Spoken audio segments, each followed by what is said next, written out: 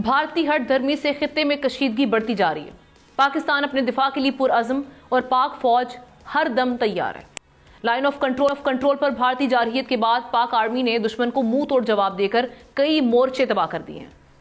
نائب وزیر اعظم اور وزیر خارجہ اسحاق ڈار کا کہنا ہے کہ پہلگام واقعے سے کوئی تعلق نہیں، پاکستان کشیدگی بڑھانے میں پہل نہیں کرے گا، اگر بھارت نے کوئی کارروائی کی تو بھرپور جواب دیا جائے گا۔ اسحاق ڈار نے 2 ٹوک پیغام میں دے دیا کہ ایٹمی ہتھیاروں کا استعمال آخری آپشن ہوگا۔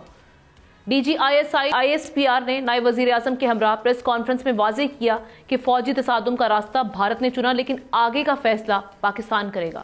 دوسری جانب کیا تیاریاں ہو رہی ہیں وہ آپ کے سامنے رکھتے ہیں۔ بھارت کے سرحدی علاقوں میں گاؤں خالی کروائے جا رہے ہیں، جس سے جنگی جنون کھل کر سامنے آ رہا ہے۔ ایسے وقت میں امریکہ نے پاکستان سے رابطے کے بعد بھارت پر زور دیا ہے کہ وہ کشیدگی کم کرے اور امن کو ترجیح دے۔ امریکی وزیر خارجہ سے ٹیلی فونک گفتگو میں وزیر اعظم شہباز شریف نے پہلگام واقعے کو پاکستان کو جوڑنے کی بھارتی کوششوں کو سختی سے مسترد کر دیا ہے۔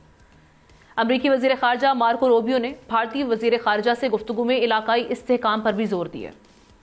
ادھر حکومت پاکستان نے قومی سلامتی کے محاذ پر اہم قدم اٹھاتے ہوئے لیفٹیننٹ جنرل عاصم ملک کو DGISI کے ساتھ ساتھ قومی سلامتی کا مشیر بھی مقرر کر دیا۔ اس فیصلے سے بھی بھارت کو آگ لگ گئی ہے۔ سبسکرائب کریں اور بیل دبائیں تاکہ کوئی خبر رہ نہ جائے۔